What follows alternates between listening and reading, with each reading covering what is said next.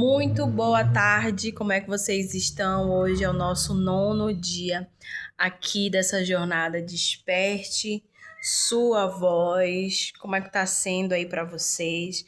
O que até aqui o Senhor ele já ministrou no seu coração e ele vai continuar falando, ele vai continuar ministrando, trazendo aqui mais clareza. A partir de agora, como eu falei no vídeo de ontem, a partir de agora a gente vai começar a realinhar nosso coração. Só que não apenas isso. Deixa eu só pegar aqui o livro de Deuteronômio. Mas só que não apenas isso. É onde Deus ele começa a ajustar a nossa rota. Não estranhe se algumas decisões você começar a ter que tomar, né, vai ter que tomar, de algumas mudanças que vão acontecer, né? E não se assuste, vão ser coisas assim que você não vai precisar forçar. Serão mudanças que você vai passar a perceber. E eu não tô falando de mudança externa, eu tô falando de mudança interna, entre comportamentos. Tem algo, eu vou até fazer um vídeo mais curto e compartilhar lá no grupo, que é sobre maturidade. Todas as pregações que eu tenho assistido até aqui, pessoas com quem eu converso, a gente acaba tocando nesse ponto de maturidade. Essa jornada toda de 21 dias é para quê? É para que você ative, sabe, essa maturidade que já tem aí em você. Só que a maturidade, ela não vem com o tempo. A maturidade, ela não vem com informação. Você tem que deixar com que tudo isso que eu já compartilhei até aqui entre no seu coração, internalize, sabe? Cave tudo que tem para cavar, arranque comportamentos, situações, para que você viva uma nova experiência e que essa experiência te traga maturidade, porque a maturidade ela não vem com o tempo, ela vem com as experiências que você vive, tá bom? Então, antes de começar, vamos apresentar esse momento aqui ao Senhor para que Ele direcione. Ai, Senhor, muito obrigada, Pai. Obrigada porque até aqui o Senhor tem nos conduzido. Obrigada porque até aqui o Senhor tem nos levado para uma jornada de maturidade. Que essa jornada, Pai, ela seja leve, ela não seja, Pai, uma jornada de decepção, de frustração, mas que em tudo nós venhamos colocar a nossa vontade submissa à sua vontade.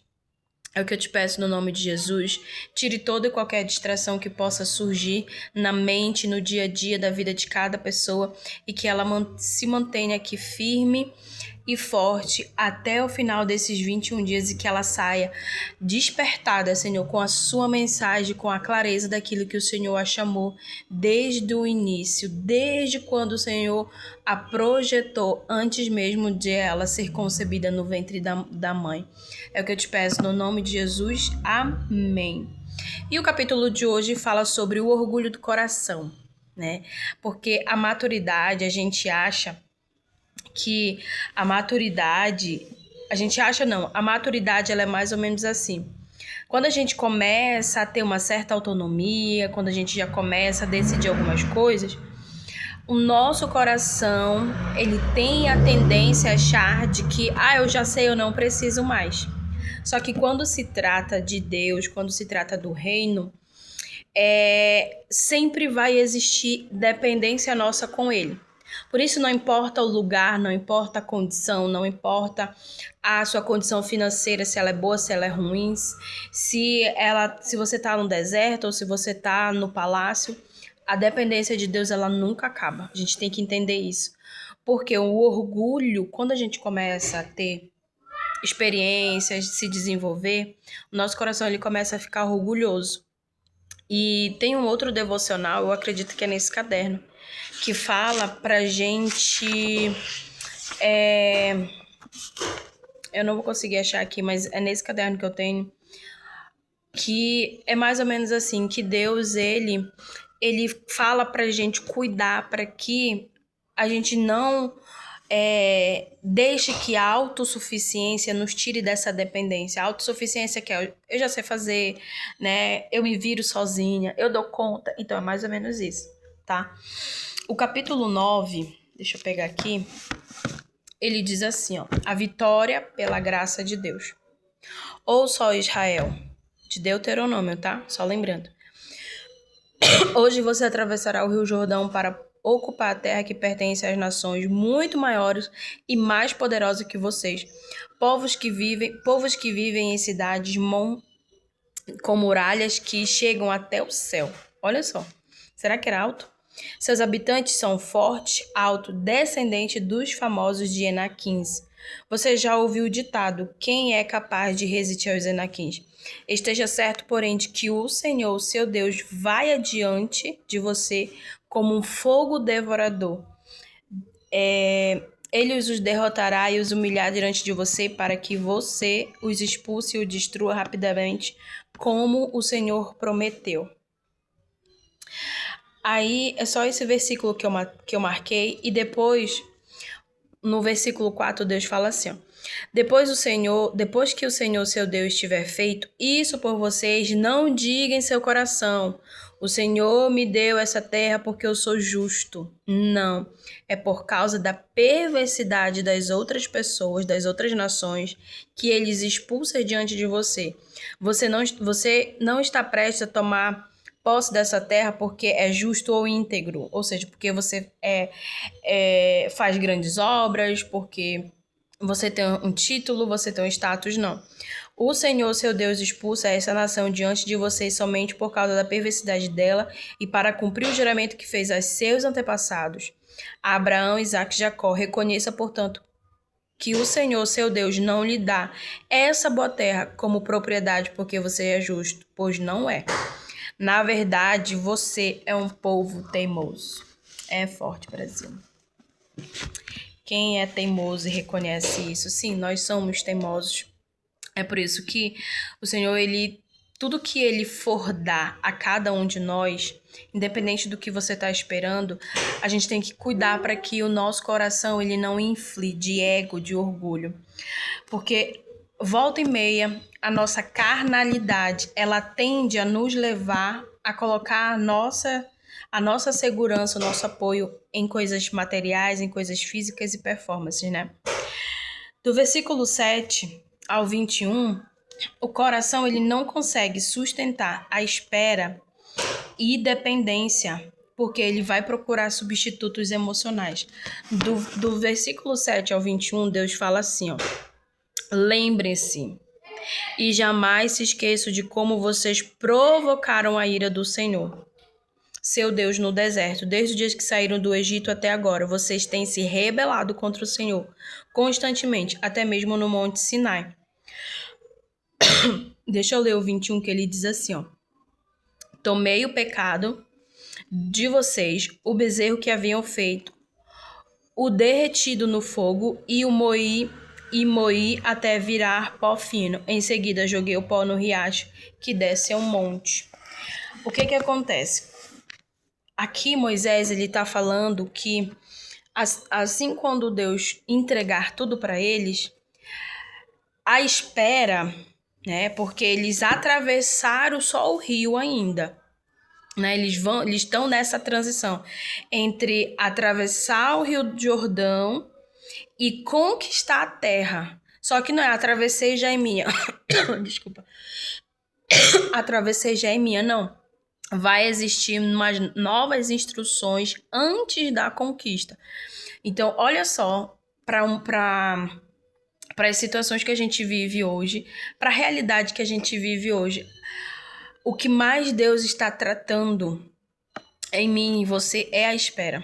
É muito, muito, muito, muito difícil lidar com a espera, porque a gente acha que a espera é a demora no resultado. Mas que resultado? Se nós não fomos chamados para dar resultado, nós fomos chamados para dar frutos e fazer o ID do Senhor. Nós não fomos chamados para dar resultado. O nosso propósito está lá em Gênesis, capítulo 1, que Deus nos criou o homem, né? O homem e a mulher, para quê? Para que ele governe, domine e multiplique sobre todas as coisas. Só que Deus ele poderia fazer tudo isso sozinho, sem precisar da gente. Então, por que Deus criou o homem, principalmente a sua imagem e semelhança? Porque o propósito de nós sermos termos sido criados é para que a gente tenha relacionamento com Deus. Aí é que entra a dependência. Não existe relacionamento sem dependência. Pode ter uma conexão. Conexão é o que? Eu estou próxima dessa porta. Então, nós temos uma conexão. O que é intimidade? O que é um relacionamento profundo?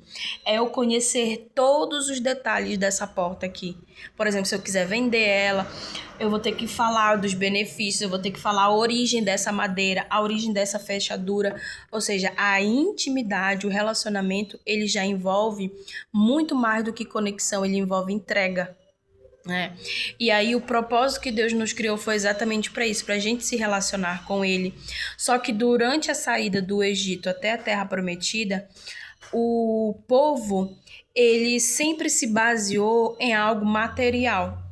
Hoje, com o sacrifício de Jesus, a gente já não precisa de algo material. Por quê? Porque a presença de Deus, a confiança dele está no Espírito Santo, né? A nossa confiança tem que estar. E ele habita dentro de nós. Antes, a manifestação de Deus era através do tabernáculo, né? Tinha todo aquele ritual para entrar na presença do Senhor. Agora não, a presença já está dentro de mim e de você. A partir do momento que você reconhece isso muda totalmente a forma como você se relaciona e como a gente se posiciona em algumas situações. Porque para onde você vai, você carrega a presença. Para onde você vai, você carrega a presença. É isso que a gente tem que ter. Eu não preciso de amuleto, eu não preciso de espada do São Jorge para proteger minha casa. Eu não preciso de o trevo de 4 flores, ou a planta disso, a planta daquilo, ou cordão, não sei de que mais lá, ou uma outra pessoa. Não. Nós carregamos a presença. Se a gente tiver noção do poder que a presença tem, a gente vai... peraí que travou aqui. A gente vai, conquistar, vencer muitas e muitas guerras, né? Só que existem processos espirituais que confrontam parte do nosso coração que ainda quer controle. Existe uma parte do nosso coração que ainda quer controlar, ainda quer entender, ainda que, eu tô aqui lendo, tô assistindo, nossa, mas eu não tô trazendo para mim.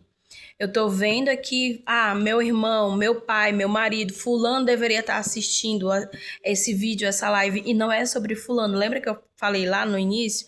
Não compartilhe com ninguém que está fora do grupo e o que você está aprendendo aqui, porque quem está passando por essa experiência é você, e não é as pessoas. E absorva tudo isso aqui não olhando para o outro, porque a gente tem muito essa tendência, mas olhando para você. Só que para chegar nesse nível de consciência, a gente tem que deixar o Espírito Santo sondar o nosso coração e aceitar aquilo que ele está revelando ali. Então, você continuará confiando em Deus, mesmo quando sua obediência não produziu o resultado que você imaginou ou que você deseja? Para mim e para você essa pergunta aqui, tá? Será que a gente vai continuar confiando em Deus mesmo quando as coisas não acontecerem do jeito que a gente queria? Do jeito que a gente pedia, do jeito que a gente, esperava? A gente tem que saber lidar com essas frustrações. Por quê? Porque o plano de Deus e o pensamento deles é muito maior e melhor do que o nosso, né? E aprender a lidar com esse não de Deus é o nosso maior desafio. O não que ainda não é o tempo, o não que ainda não chegou a hora, né? A gente tem que estar atento sobre isso. Porque quando o nosso coração ele ainda serve esperando garantias, é sinal de que existe uma troca emocional escondida. Eu sirvo a Deus porque eu quero que ele faça isso. Eu sirvo a Deus porque eu tenho medo que ele me castigue, sabe? E eu já falei aqui que Deus ele não é como o meu pai e os seus pais, né? Deus ele é totalmente diferente. Apesar de a gente ir para uma linha de raciocínio, né, de relacionamento, de castigo, de consequência ou de limite, Deus ele trabalha pela misericórdia e pela graça. Então nós somos salvos pela graça em Cristo, né? A nossa fé em Cristo Jesus, a nossa crença nele, nosso acreditar nele, nosso crer nele, a nossa fé em Jesus é o que nos torna filho. Por isso que nós temos que nos revertir não somente das armaduras de Deus, mas também se revestir do novo homem, da nova identidade que nós recebemos. Tá bom? Então, o que Deus ele está tratando aqui nesse capítulo? O mérito, a validação, porque o povo achava que eles tinham conquistado, porque nós somos o povo de Israel. O povo de Israel era temido por conta de Deus, então tinha um status ali, entende? Só que não é pelo status, não é pelo mérito deles, e sim porque o povo que estava habitando naquela terra estava fazendo coisas que estavam desagradando a Deus, e Deus, na sua ira, na sua promessa, ele fez o quê? Tirou aquele povo da terra. Simples assim. A partir do momento que a gente coloca coisas, pessoas ou situações no lugar de Deus, a gente acaba perdendo tudo aquilo que já está determinado para nós. Por quê? Porque ele não divide a glória dele com ninguém. Deus, ele não anda em lugares, em situações, em propostas, em alianças onde existe divisão. E aí o nosso coração, ele tende a transformar essa obediência em mérito. Lembra que eu já falei aqui sobre obediência por prazer, por amor e obediência por obrigação? E esse mérito a gente tem que ter cuidado, porque ele vai trazer expectativas ocultas. Ele vai trazer situações que você diz, Senhor, me abençoa para isso, mas Deus vai te dizer, se eu te abençoar, você não vai fazer isso porque eu conheço teu coração. Você quer que eu te abençoe nisso para você mostrar isso, para você provar aquilo, sabe? Hoje a gente vive muito assim, o crente, né? Senhor, eu tenho que me abençoar. Para quê? Para que as pessoas vejam quem é o Senhor na minha vida. Será? Você precisa ter muitas conquistas, muitas riquezas, propriedade, prosperidade, essas coisas todas para as pessoas perceberem que Deus é com você? Ou será que é uma necessidade nossa de provar para o outro que a gente deu certo no casamento, na família, no trabalho, no ministério, enfim? A gente tem que começar a deixar com que Deus ele alinhe também essas nossas motivações. E aqui entra o ponto que eu sempre venho comentando aqui com vocês. Existe a dependência emocional e existe a dependência espiritual. A dependência emocional, ela vai pelas carências que a nossa alma tem. E a dependência espiritual, ela vem da convicção, da paz que nós sentimos. Por isso que a todo momento a gente vai ter esse conflito. Por quê? Porque a cada novo nível, uma nova fase, uma carência, um vazio do nosso coração vai ser mostrado, e aquilo que nós já desenvolvemos e aprendemos no espírito é o que vai suprir, mas ele vai trazer você para a presença. Então é mais ou menos assim, aqui está pronto o exercício. Todo mundo já estudou aqui, né? Eu acredito. Aí você termina o seu exercício, faz o quê? Leva lá pro professor corrigir. O professor vai, corrige, aí ele vai dizer o que tá certo e o que tá errado. É mais ou menos assim, a gente vai, purifica o nosso coração, apresenta para Deus, o Espírito Santo vem através de Deus e o relacionamento deles ali começa a falar, olha, existe essa e essa área. Não, Senhor, mas essa área não. E a gente fica querendo meio que provar para o Espírito Santo que não é aquilo ali, quando na verdade é, porque ele é o único que conhece nosso coração, né? Então, é essa percepção que a gente tem que ter. Porque o coração, ele acredita que merece, só que ele facilmente se ofende. Se ele se frustra, ele endurece, ele negocia sua confiança. O coração, que já é maduro, ele entende que Deus continua sendo Deus, mesmo quando eu não entendo o propósito. Mesmo quando aquele desvio, aquela mudança de rota para mim que não faz sentido nenhum, existe um propósito ali que eu ainda não identifiquei, mas que eu só vou entender caminhando em obediência. E aqui Deus, ele não está tratando o que você faz, o que nós fazemos, mas ele está tratando a forma como nós nos relacionamos com ele. Tudo isso aqui, ele aponta um caminho para o relacionamento. A gente só vai conseguir mudar, melhorar isso daqui a partir do momento que a gente construir esse relacionamento com Deus. Enquanto a gente não construir, nós vamos volta e meia tá escondendo tudo isso aqui para quê? Para merecer algo de Deus. E por ser filha, eu já sou merecedora da herança. né? Eu já tenho a herança por simplesmente ser filha. Eu não preciso fazer muitas coisas, sabe? Não preciso me sobrecarregar. Eu não preciso carregar responsabilidades que não são minhas, né? Não são nossas. Por quê? Porque simplesmente nós somos filhos. Só que existe uma situação entre você dizer que é filha e você se sentir filha. É diferente. A gente sabe que Deus ama, sabe que Deus cuida, Deus provê, mas você sente esse cuidado? Você sente essa provisão? E quando eu tô falando você, eu tô falando você, pessoa, especificamente. Ah, eu sei que Deus cuida da minha família, Ele provê. Não é da família, é de você como pessoa individual. Eu tive muito tempo isso. Eu falava, Senhor, eu vejo o que o Senhor está fazendo, sabe? Eu vejo as coisas acontecendo, as mudanças, só que eu não estou sentindo isso. Isso não está entrando em mim. Então, eu sei que o Senhor me ama, eu sei que o Senhor cuida, eu sei que o Senhor me protege, mas eu quero sentir isso. Porque o sentir, esse receber, ele passa pelo filtro da alma. E aí entra, né, a nossa alma ferida, a nossa alma machucada, a gente acaba criando ali uma muralha de autodefesa, e não é sobre isso. É sobre entender que você é filha, mas que se você não se sente assim, é necessário começar a desenvolver esse relacionamento, porque talvez eu acredito que muitos de vocês ainda não sentem isso, que é justamente aonde Deus ele está mostrando tudo isso aqui para que você se aproxime dele, não como um pai carrasco, duro, e sim como um pai que ama, um pai que tem misericórdia, um pai que não olha para os seus erros, as suas falhas do passado. Ele não leva em consideração aquilo que você fez lá atrás, ele leva em consideração aquilo que ele desenhou para você no futuro, que ele já sabe que você vai ter. Então Deus ele sempre olha para a gente com a perspectiva daquilo que ele já determinou do nosso futuro, e não com as coisas erradas que a gente fez no passado. Quem traz à tona o tempo todo isso é o diabo. Ele pega o nosso passado para dizer que aquilo ali é a nossa identidade, mas na verdade não é.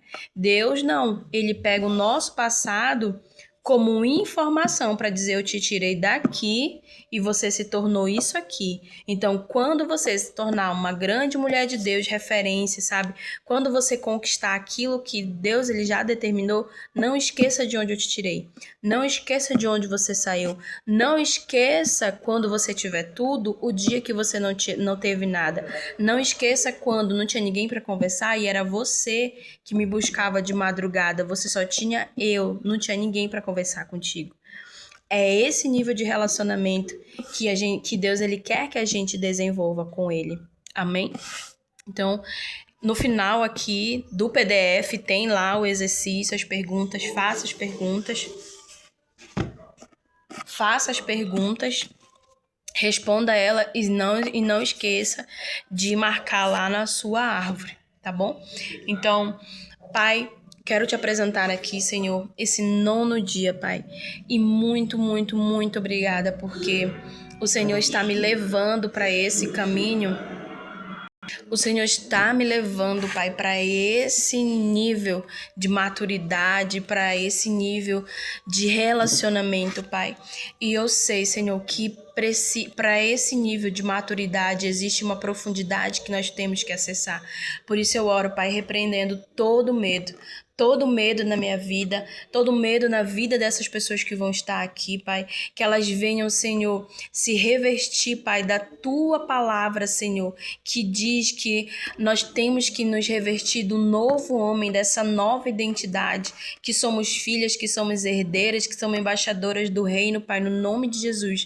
Senhor, nos dê olhos espirituais para enxergar aquilo que o Senhor quer fazer, aquilo que o Senhor quer realizar, áreas da nossa vida que o Senhor quer tratar e a gente ainda esconde, Pai. No nome de Jesus, Senhor, não permita que a gente caminhe, Senhor, com inverdades, escondendo coisas do Senhor que só o Senhor sabe, mas que o Senhor venha trazer quebrantamento, arrependimento, Senhor, no nosso coração, para que a gente se renda a Ti, que a gente apresente tudo aquilo de mazelas que ainda carregamos, de frustrações, de falta de perdão, de decepções, Pai, no nome de Jesus, e que o Senhor venha nos ensinar a liberar perdão que precisa ser liberado, seja para outras pessoas ou seja para nós mesmos, Pai, ou até mesmo pedir perdão, Senhor. No nome de Jesus é que eu te peço, Pai. Amém, amém e amém. E a gente se vê amanhã no nosso 10º dia.